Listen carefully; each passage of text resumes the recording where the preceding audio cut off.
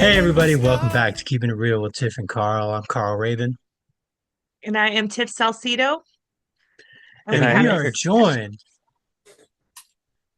and we are sorry, I joined got so by excited. a special guest. Yes, we are keeping them rolling in our in our episodes, and we are joined by Eric Del Toro. Is that correct? Hi. Yes. Yes. And so, do you want to introduce yourself? Go right ahead. Um, I'm Tiffany's child, unfortunately. Just kidding. Love you, mom.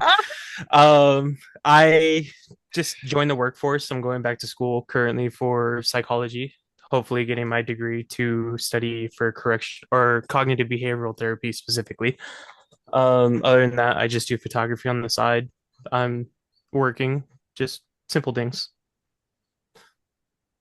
Very cool. Very cool. You want to add anything, Tiff? He is my youngest child.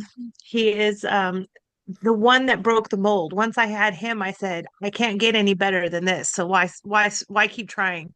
This is it, the immaculate one. He also is my biggest headache in the whole wide universe, but I love him the most. He's Have awesome. to be. Yeah. I'm Very cool. actually pretty Well, excited because yeah, when we were talking, he's been I'll talk about him like he's not here for a minute. He's been into like computers and gaming, and I'm sure he's still into gaming, but he's been interested in like going to school for computers forever and ever. And he's recently kind of had a change of heart and is kind of going into the fields of our field, really looking at helping professions. And I've known that about him his whole life. I always told him I see him as like a youth probation officer. That's like the job that I would pick for his personality, because he likes working with young people and he likes to be a mentor and he's I think can have a really positive impact on like helping young people develop. So now he's shifted on his own. I didn't tell him. He did it on his own. And so I feel like this is going to be the future of human services in some way, shape, or form.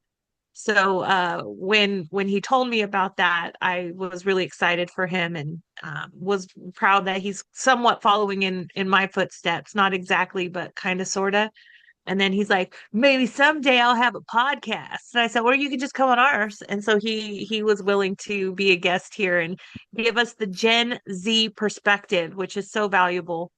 Um, because I think one of Eric and I's biggest challenges is that we see the world so differently. And so we get frustrated with each other when I'm like, real talk, Eric. And he's like, listen, old lady, you're it's 2025. So I think it's important for us to hear like straight from the horse's mouth, like what it's like to be from Gen Z and get that perspective because it is valuable. very cool. Yeah, so we're going to talk about all things Gen Z and some of the differences in the divide between generations and just before we jump off just to give a little bit of perspective because people get generation stuff so they have different ideas of what a generation is. There's still people who call anybody who's under 18 millennials or over 18 millennials, right? Which is so wrong, right? But a generation is an age group, right? A age cohort that have gone through periods of time in our history together and have experienced that together, right? Baby boomers went through the Cold War and the 60s and Watergate together as an age cohort. Gen Xers like me and Tiff went through technology being in the home for the first time, right? Also, the 50% divorce rate, being latchkey kids, and all those things like that. And then millennials went through having information at home and prosperity, the tech boom, right? And then also they went through 9/11 and Columbine together as an age cohort. And so Gen Z has gone through, this group is 1997 to I think what is it, 2013 or 14, so as an age group, they've been through the foreign wars we've had. They've also experienced our first non-white male president, right? They've also experienced the economic turndown, right? The recession that happened, and then also our current climate, right? And so just experiencing all those and then having tech, at their fingertips, information at their fingertips, right? That's not when we were kids, if we wanted to find something out, we had to go to the library or read a World Book or Encyclopedia Britannica, which is always a year old, right? And now, Eric's we like, I win don't know what you're something. talking about. Yeah, yeah, Eric, my daughter and I, she's I'm 20. not. I'm just Yeah, listening. yeah. My daughter and I she's 24. We were watching Fantastic Four the other day.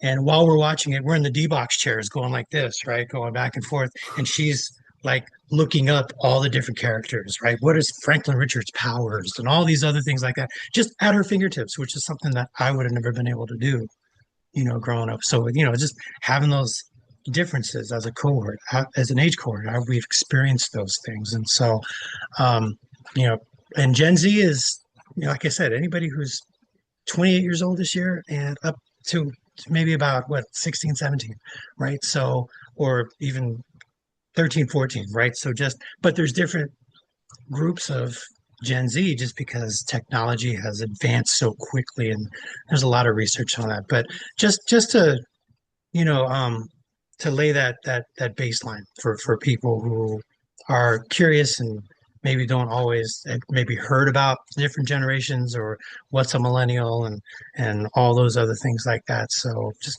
wanted to make sure we know we have that baseline of understanding. And but we're going to talk about Gen Z and their place in the workplace, what they look for in leaders, what it is that maybe they want us to know about them, right? And know about them, know about Eric. So just that's my first question, Eric, is what do you see is like the main difference between your generation and the generations that have preceded you in terms of just how they view life, how they, view different things, values, or whatever else it is. I would say one of the main things that I've noticed, especially because the industry that I work in for logistics, it's usually people that run the logistics corporations are usually people that are older, like it could be Gen X and so on and so forth and things like that. One of the things that I've noticed the most that I don't really enjoy about it is the transparency. There is not a lot of transparency with older generations. So what they'll do, and from this is you have to understand this from my perspective, and like little disclaimer for everybody out there, I'm speaking for a majority of us, but not all of us. Obviously, there's some people that have different experiences when it comes down to the workplace, especially with Gen Z. Some people have different mindsets. But coming from my mindsets and from with people that are around my age that I've talked with, we can agree that transparency is huge.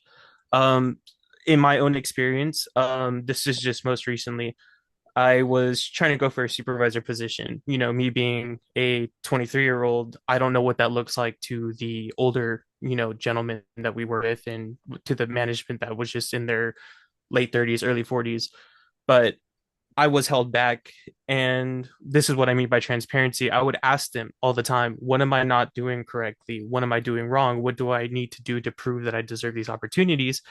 And it was a mix of answers. It was either me being told, you're not ready. And I would ask, what's causing me to not be ready? What can I do to prove to you guys that I am ready? And that answer would turn into just keep doing what you're doing.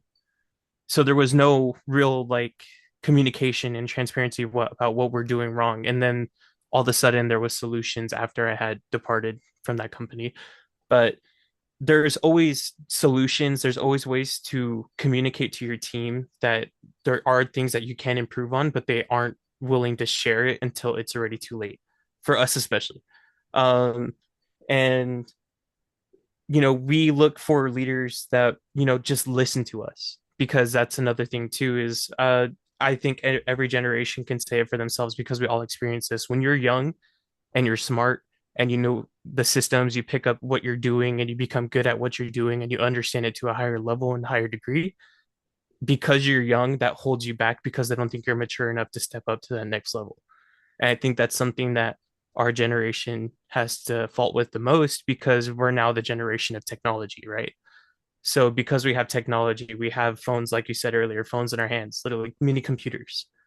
I think that also takes back like the intelligence that they may see in us. They think that we're getting our answers, especially with chat GPT, AI chats, things like that being huge too nowadays. That's another big thing too, is that they're not giving us the opportunity to be able to prove that we're smart on our own without the technology that we have, but because of our age and where we're at. And like I said, I think every generation has dealt with this. Your age holds you back from being in those positions that could, help benefit your future.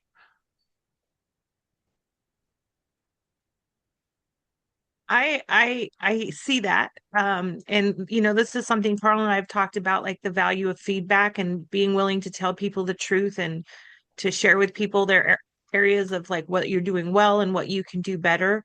Because it's hard, maybe you have that potential and there are some things that maybe you can be doing better, but keeping it a secret, keeping it a secret isn't going to help you grow, right? And it's like, what are we afraid of to tell a young person, like, you do this well, but look, you need to be less emotional, or you need to be able to take feedback a little bit more objectively, or whatever it is. Like, we sometimes are afraid to share that, because your self-esteem and your self-worth might, be devalued, but we're not doing a service to anybody. And I think there's a real value to technology. That I think maybe us older generations maybe don't see it because we see it as somewhat of like a shortcut or cheating. Personally, I love AI. I'm a huge fan.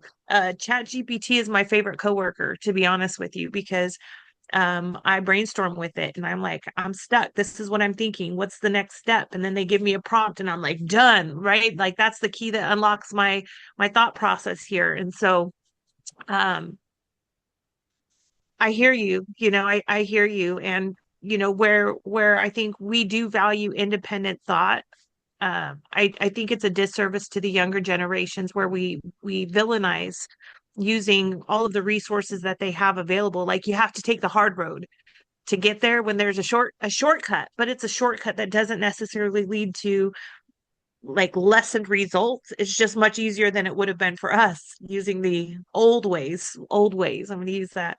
Um, so I hear you, Eric. And for my generation, I apologize.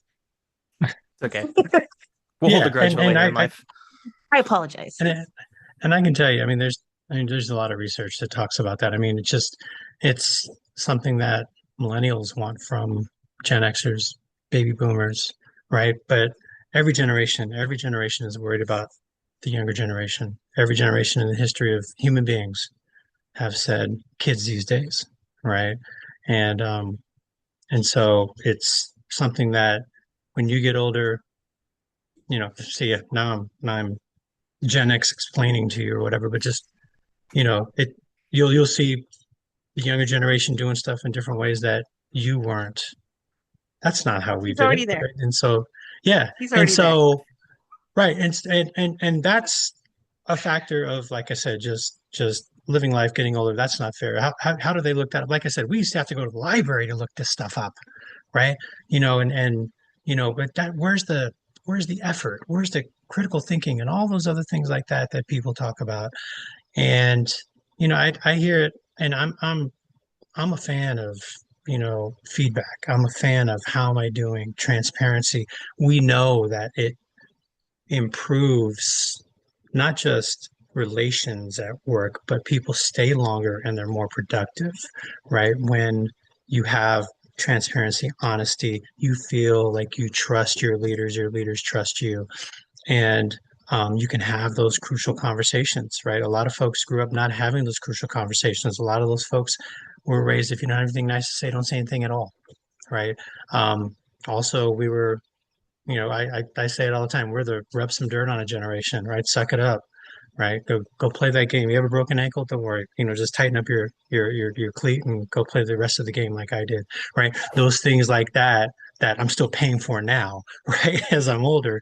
But that's the generation that is now in leadership where, hey, how am I doing? What do you mean, how am I doing? My boss never asked me how I'm doing. How I'm doing, suck it up and deal with it. That's how I'm doing, right? Life is hard. You got to be twice as good as the next person. That's how I'm doing, right? And oh, you're young and you're not in a manager position because you haven't dealt with adversity yet. You don't know the experience. Yeah, you might know stuff, but you haven't had that tough. Otherwise, you wouldn't be so, how am I doing? These are the things that people are have in their heads, which is ridiculous and it's wrong. And it's counterproductive to attracting and keeping folks in your generation and even, Did younger you millennials, right? So having leaders in those positions that did not experience it. But we see that even now. I mean, we hear, baby boomers, oh, I had to pay for college and I had to pay for my own. I didn't have student loans. Well, college was either free or one or two $4? dollars a unit, $1 or $2 a Wow. unit for you, right? Yeah, yeah. Nowadays, I mean, it's a killing, right? And so, that's those are things where people have their perspective of what they know and what they were raised with, which are really hard to break, right? Those subconscious values, experiences that pop up without our permission. And people lean into those rather than thinking critically, okay, this is what I'm feeling, but what else is there to know? Right. And so that's something that spans all generations and it's rough. I mean, because I had the same thing happening when I was, you know, when I was in the Gen Z range, right? And so just looking at those opportunities and how they are limited and why, and very often you feel like it's not because of your work experience or your effort, right? And so, yeah, I definitely hear you, and I empathize with you. Yeah. Um, on that whole topic though, another thing, because like I just talked about leaders, but what we look for in a workplace too, uh, completely being honest, the job market sucks. It sucks a lot. I think something with our generation is we don't take in the fact that we have to deal with inflation, and I feel like a lot of entry level positions don't recognize that. So what I've known, especially with my, experience, like I was working for three facilities before I quit my last job. I was working for three facilities. I was already being the acting supervisor. I was doing all these things, but most recently, when I've tried applying for jobs, I've been turned down from every single one, and I think I would say it feels like we're almost intimidating in a way, but not in a bad way or a good way either. So I would say the reason why I would put it as intimidating is because when you see someone as young as me or younger that has all this experience, we get turned away because all of a sudden we're creating this idea that we're just putting stuff on our resume just to put it there. When in reality we could have that experience. But the good part is some companies will take that and they'll won't be intimidated in a way where they're like, oh, this kid's going to be a know-it-all, but they're like, okay, he actually does maybe know his stuff. But then there's that bad intimidation where it's like, okay, he's saying all these kinds of things. Should we actually trust him to be able to come in and do the job? And so, with the job market, like there's a lot of things that we have to take into fact that we can't get experience from all these places because you can apply to somewhere like McDonald's, Walmart, Target, things like that, and you'll still get turned down or you won't receive a call back. And it's all about connections too. And I've noticed that with a lot of, the industry that I work in with logistics, you have to know somebody to get in. Like when I had initially moved out of state originally back in 2023 and moved back last year in 2024, the only reason why I got the job that I did was because I knew somebody. And I think that really hurts us with where we're at because the economy is already terrible, to be honest, especially for, us younger generations. We can't even afford apartments on our own. Like there's no job that's out there that's paying enough, especially entry level jobs, where we can go and feel secure. We need a roommate, we need a significant other, or we just need to have someone that is already well off that's willing to, rent it out to us for cheap and hoping that it's cheap, not, including utilities and things like that. So I feel like with the workplace and how the industry is for us, it just really sucks because the job market's already terrible as is. And then you can have someone that's young that has a lot of experience, but they're going to choose someone that has the same level of experience that's older because they're older. and they just go with that because they're going to say, well, they're senior, but it's like, okay, if they're senior, but they have the same level of experience that I had, why is it that they get to get chosen first and we're not even put into consideration? Well, so let me share something from our generation that's maybe very different. Um, I know that your specific, well, I can't speak for your whole generation, Eric, but I've met you before. So, Eric does have a lot of experience at a lot of different employers, because he when it's not going well or when the job is not suiting him anymore, he'll go do something else. And so for like my generation where loyalty was really valued, loyalty to an employer, right? So I've worked for what, like five different companies in my whole entire 30 years in the workforce. So where we see like longevity as a value, like, oh, look at this person was in this job for 10 years, what experience. And then we look at your 10-year span and you've had 10 employers. We're like, oh, this guy can't keep a job.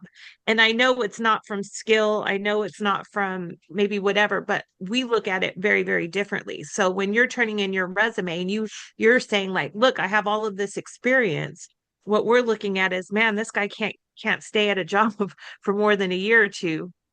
What's the problem? And so even like that value difference, I think has an impact where you may not be seeing it the way that we see it, and we're not seeing it the way that you see it. That might be part of like that challenge, is that the people who are making hiring decisions are saying, why has this person worked at 10 different places over the last 8 years versus, oh wow, this person's able to adapt to 8 different employers. We should hire him. It's just a different perspective. Right. It's a different perspective, but it's also there's a lot of data that points to what you're experiencing is something that's common to your age group, right? Um, Before Gen Z really started flooding the market, millennials were called job hoppers, and millennials oh, they won't stay at a job. They keep going back from one job to another, and so there's no loyalty. It's the same stuff that we heard 10 years ago, right? But the research shows that Gen Z, I'm sorry, millennials and Gen Xers are very similar in the amount of jobs they had between the ages of 18 and 30, right? And so what that shows is it's not a generational thing. It's not there's something wrong with Gen Z, there's something wrong with millennials. It's an age group thing. It's when you're in college, when you're in school, you're working, you work at a Jamba, and then you work at an Amazon, and then you work at a different place just because you're trying to find where you want to be, or somebody's offering you more money, which is important, at that age group, right? Or whatever else it is. That's definitely something that a lot of people experienced. You're just trying to find yourself in your 20s, right?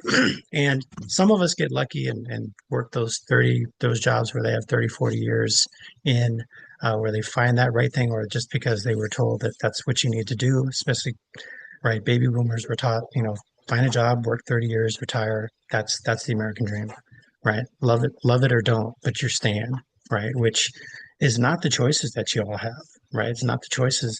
I mean, and it's different. It's a different choice, right? But Gen Xers, millennials, Gen Z, that idea of switching jobs in that age group, trying to find is something that's actually common and similar in the data, right?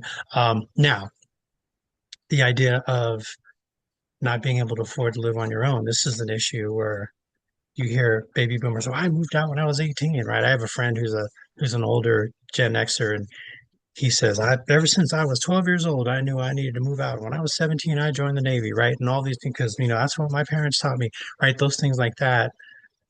People experience those things because rent wasn't ridiculous. Like you mentioned, inflation, but just not even inflation, just the wage rate, the rate of wages to inflation have not really improved since the early 80s, right? It's stagnated. Jobs have stagnated while inflation is going through the roof. So, it is not easy it's not easy to live on your own, right? And I mean, when I moved out, it's because I had a fiance, right? You know, the first time she moved out is because she had roommates, right? And so, as Gen Xers, I've experienced that and hear that too. And but it's something that can be cost prohibitive, and wages have not raised the same, to match inflation for like the last three generations. And trust me, my son and my daughter, my daughter's 24, my stepson's gonna be 24 in October. They live with us, right? And they're going to school and they're doing those things.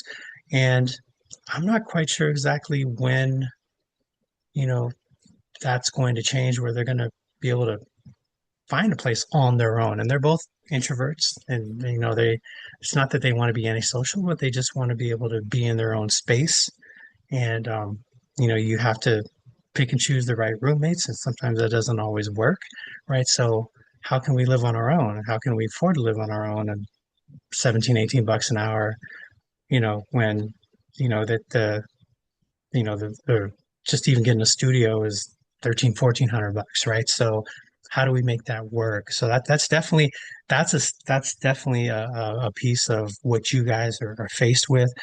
But older folks get that wrong. Well, why won't they leave? I left when see that's that perspective that people have, that is their own perspective, but they're not thinking past their own perspective. And it's so I definitely I hear the frustration, um and why it feels like it's not fair, right? So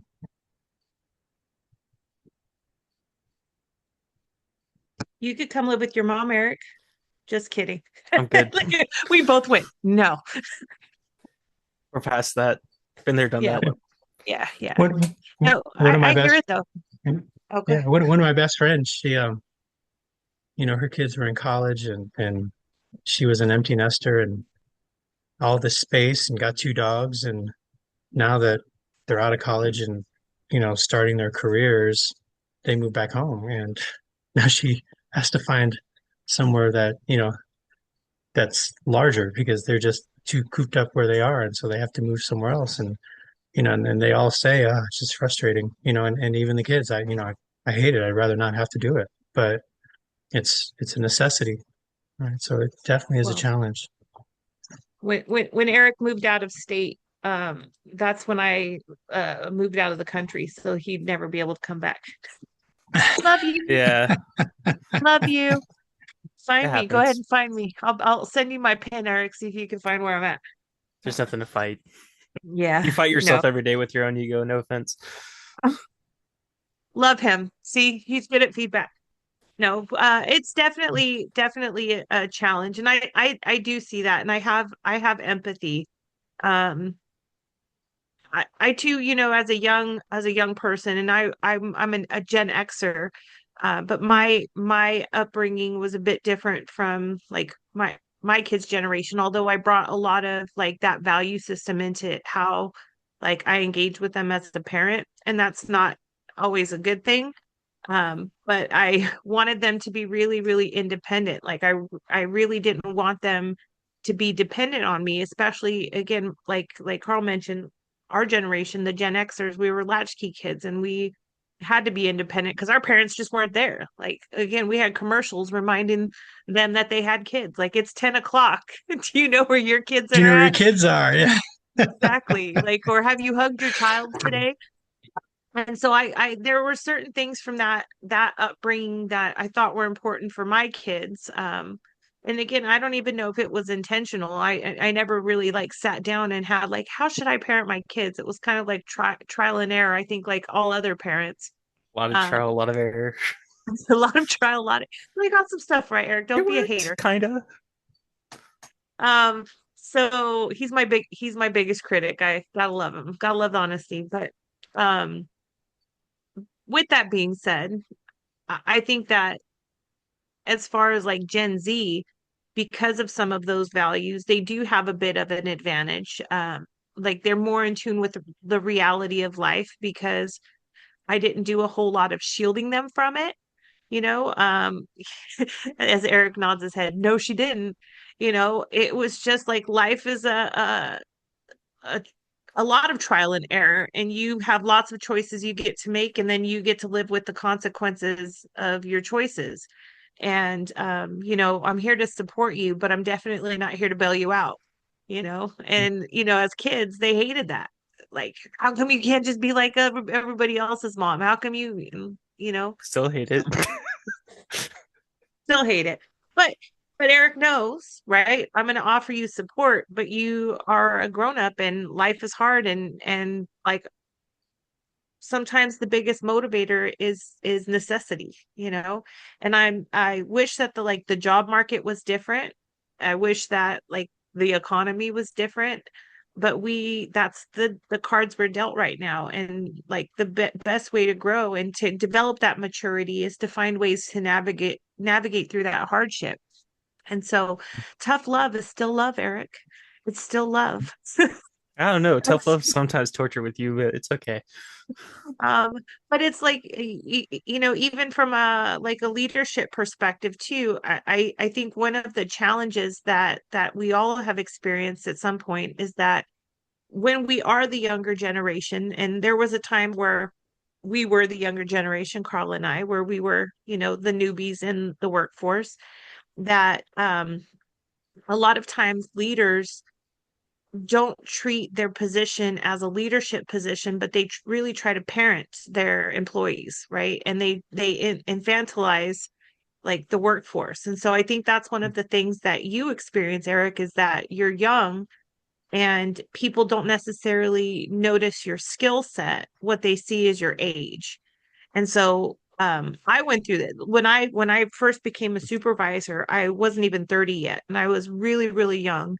And I can't even really say, even though I was a parent and I had all of this life experience, I remember my old director having a conversation with me saying, we're going to promote you, but you are still kind of immature and we need you to grow up. And I was like, what are you talking about? Right. But she was right. 100% right. I wasn't necessarily mature enough for that role. And there was a lot of like habits that I needed to let go of. And there was a lot of like mindsets I had to let go of. Um, and I think that everybody goes through that at some point in time. But, from a skill set, I'm like, I'm ready. I know what to do. I'm good at this job. Like I can nail it. But the people part of it was something that I hadn't yet developed. And it's one of those things, like you can read it in books all day long. You can take all the classes. You can listen to all of the great podcasts. You can visit wonderful websites like www.givingthegiftcoaching.com.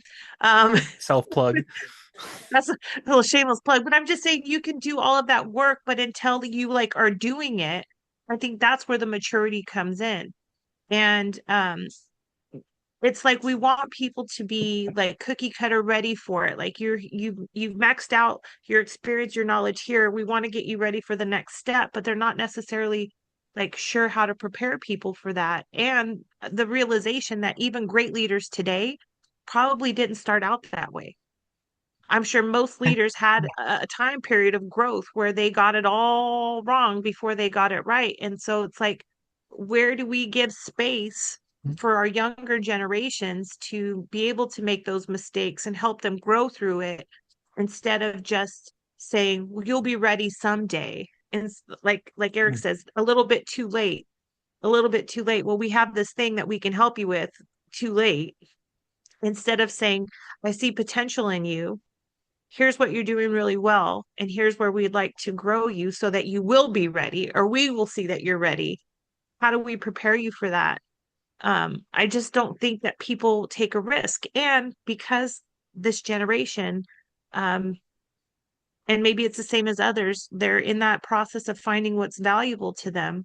I think a lot of employers too are saying, why invest in this generation if they're just going to leave and go to another company as soon as there's an opportunity?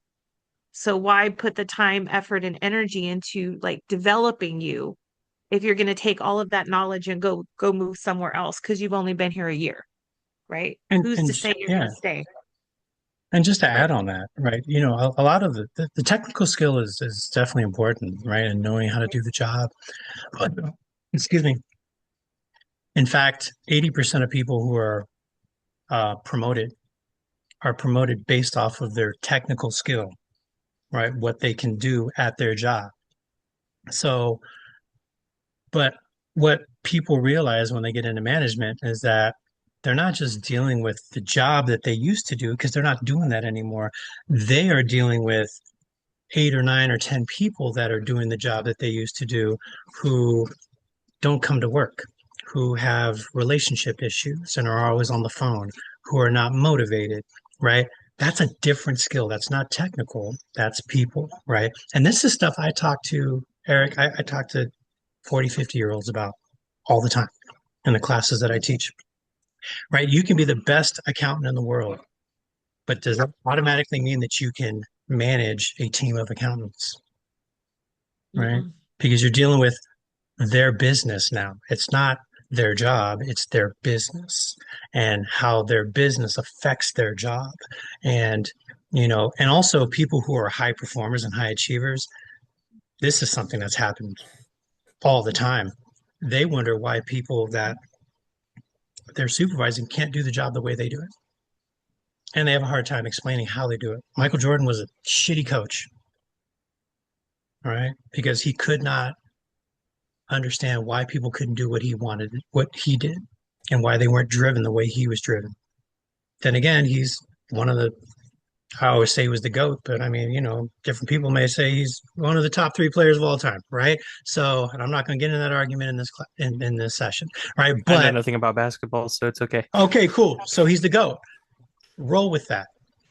Uh, get in Holding. my mentions. Let me know, right? So, but just thinking about that idea of people who are highly skilled at what they do, one of the biggest transitions is recognizing that not everyone does it the way that they do it. They don't do it as well. And how do I motivate those folks to do it that well without browbeating them, without threatening them, and really being strength based?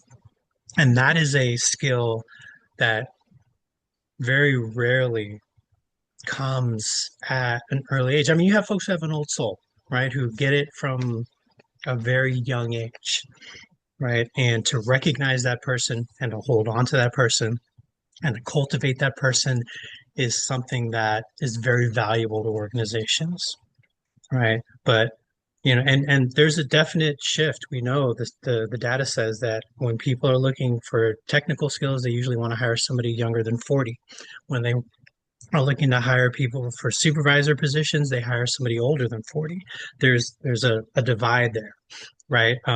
And it's not always based off of skill set or the ability, right, with people. It's usually based off of what people think is right, what people think people in age groups are going to be able to do, and they try to predict that. But like I said, it's really about the person and recognizing, does that person have the skill to be able to work with people who may not be as accomplished and as driven, as motivated, as focused as they are. And so that's something that's something people deal with on all age groups, and especially with folks your age, because I know I dealt with it. Right. So I have another question, and so if there's something that you think a manager or a recruiter, you know, um, would be able to, if you just plugged a chip in their back and into their brain, it gave you all more of a level playing field. What do you think would be in that chip? What specific skill set, knowledge, perspective, whatever it is, what do you think that those folks need to be able to understand that would allow you to have more opportunities in what you want to do? Um, that's a hard hitter. I would say if I had a chip that I could put in the back of their head, Um, it would be, how would I phrase this? I know it more as a question rather than like a statement, but it would be basically like instead of them saying that they understand, it's actually understanding what's going on. Mhm. So I think like I can't even lie. Like this is going to be me talking down on my own generation for a sec. We are not very good with our words. I think that's one of our biggest things is like some people are really well-rounded in what they want to say, and then you have sometimes like even me, like I don't know how to fully say what I'm thinking without being direct and blunt. Okay, so it just having them understand us better though. Like we're not everybody in our, generation is well-rounded enough to be able to say something in a respectful manner. It's really hard for us to be direct while also being polite, at least in my experience. Because I'm very blunt. I don't like to beat around the bush. I'll just say exactly for what it is. That's exactly why I said I hate, being asked where I see myself in 5 years. I'm like, I don't know, working, college, maybe, but it's such like I don't understand either. I think that's where I need to understand better too. But that's where I think what I'm like ultimately trying to say is saying you understand compared to comprehending what you're actually saying inside of an interview, especially. You think it may be active listening, right? We talk about that, right? You know, it, Mom and I will tell you, if we interview clients and we say, "Oh, we understand," they'd be like, "Really? You've been in my situation?" Right. And even if we say, yes, we've been in your situation, have we really been in that particular person's situation with their mindset and their ideas of what's happened? Right. So, yeah, that's something we definitely hear and respect. So, for sure. Yeah. It's definitely a challenge. I think interviews are difficult for most people. And those are really challenging questions, especially when it's like, well, what do you want to hear? Right? Because let's just be honest. People are fibbing. Like interviews are like if you did an interview connected to like a lie detector, people would be the the the lie detector has come back and you are not being honest, like, right? Like what's your biggest weakness? I care too much, no, my biggest weakness is I have to be on TikTok 4 hours a day, and you know I take paper. I print all my kids' birthday invitations on the company printer. That's my biggest weakness. So I think that like I agree with you, Eric. The honesty is not necessarily something that our generation is familiar with. And not necessarily honesty, but like the bluntness of I'm just gonna tell you the truth and not try to like make it something that it's not. And we're like, huh? Did they just say that? Right. They just say that? Like, that's not how I would interview. I was taught to say, in 5 years, I want to be an asset to your company. I want to make sure I Mhm. use all my knowledge, skills, and experience to make this a worldwide success. That's what, we're expecting. Um, but I also think like the right employer, I'm not going to discourage you or your generation from being honest. Like maybe like the skill of saying it in a different way. Um, and learning that because that is a skill of like how to be honest in a more appetizing way. But I also will say for our generation, we need to be able to take things as they are and not expect like these canned responses. We want, at least I can't speak for my whole generation. I really find like honesty refreshing. I really appreciate when people can be like tell the truth. I went to an interview one time, this true story. I went to an interview and they said, this is a really stressful job. Like, how do you cope with stress? And I was like, oh, I drink a lot. And everybody starts cracking up laughing. And I'm like, uh, just kidding, but for real though. Right. And I got that job, by the way, but I also got that job. So I think it's like finding that mix, and there's no one right answer for anything. It's like finding that mix of how can I tell you the truth and like give you a bit of what you want to hear. But I would say that most employers say that they want like authenticity, as long as that authenticity fits inside their box of what they're looking for. Right. And that comes with time. It comes with time, like figuring out what that is. Um, I'm hoping, Eric, that for you, not just as your mom, but as a human being, like you find that place that values your authenticity, because I think that you have a lot to offer. So if anybody's hiring in the Central Valley area in logistics, I know a dude, his name is Eric Del Toro. Yeah. He has great upbringing, very fabulous upbringing, lots of potential. Um, but there's always going to be like that difference between like what you share and how people interpret it based on their own like lens of what they're looking for. And hopefully again you will find that match that can take you as is and help shape you into what they want. And I also think that's where our generation gets it wrong, Carl. I don't know what you think, is that I think we're looking for the right fit in these young people. And I think what we need to start looking more at is potential. Like, what potential do they have, and how do we help them develop into exactly what we're looking for? Yeah.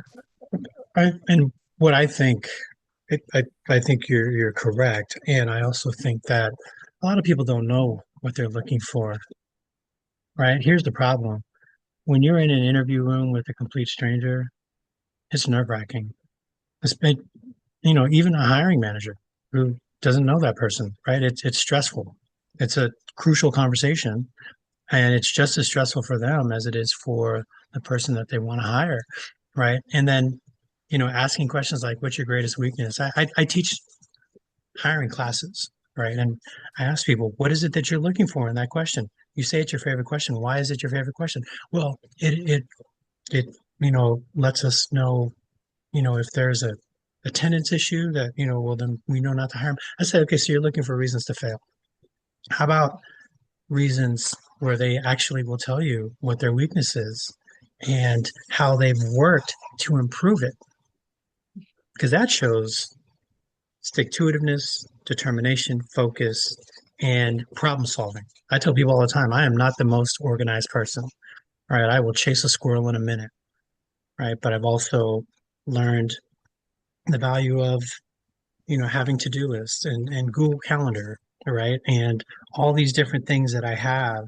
I have four different things that remind me that shit is due, right? And that's allowed me. I said, I couldn't have been a successful case manager if I didn't learn how to be organized. And so I taught myself how to do it, even though my first inclination is to, I'd rather not do it. I also know how to do it and to do it well. That's a different conversation, right? This is my weakness. And this is what I've done to mitigate that weakness to be successful, right? Even if people don't know what they're looking for, they're going to hear you. Oh, you've solved that. Okay, right? And that's so for those of you out there who have that, that's a tough question. What's my greatest weakness? What's a weakness you've had that you've learned how to deal with and turn into something that, is mitigated, right? And that's the honesty you're talking about, Tiff.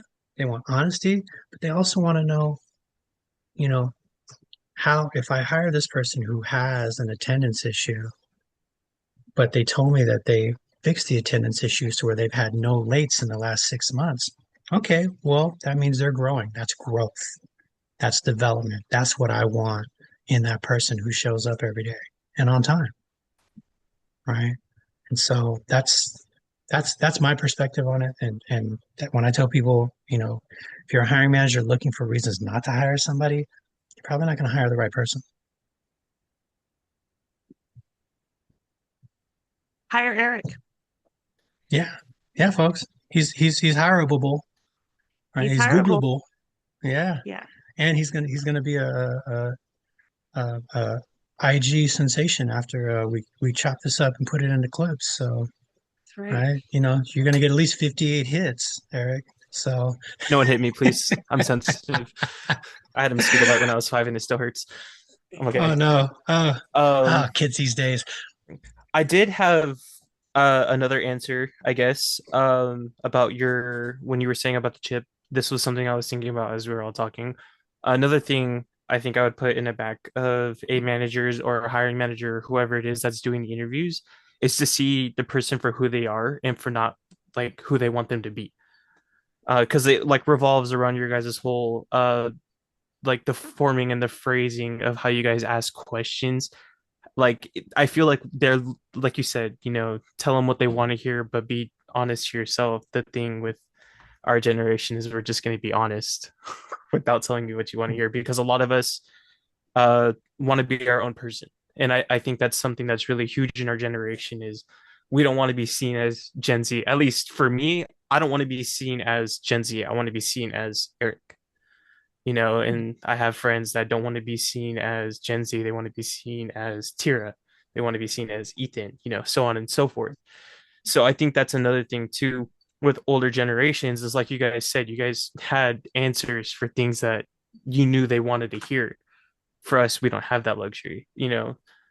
I think that's really huge, especially because we all have our own self-identity, and that's something that we popularized and really made it a habit, like especially with pronouns and gender identity and things like that.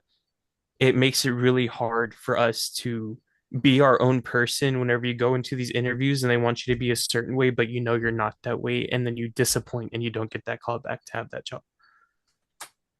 Mhm. I agree. And, we are the generation that used to be able to say things that we can't say anymore. And, well, why can't I say it? I said it growing up. There's nothing wrong with that. You know what? There's a lot of crap I used to say that I recognize, as I'm older and as I have more perspective and I think about people more that were hurtful to them, right? And so why even say it? Why even have it in my head says, oh, well, this is the word that you have because of your subconscious, right? But just because it pops up in your subconscious and pops up to your consciousness doesn't mean you have to follow through with it or be resentful that you can't follow through with it, right? That's that's such an important piece in terms of our personality and the way we communicate. All right, what do you think, Tiff? I agree with that, but I was thinking in a completely different direction. And here's like there's got to be a balance between allowing someone to be an individual and also being able to fit in with the culture of an organization, right?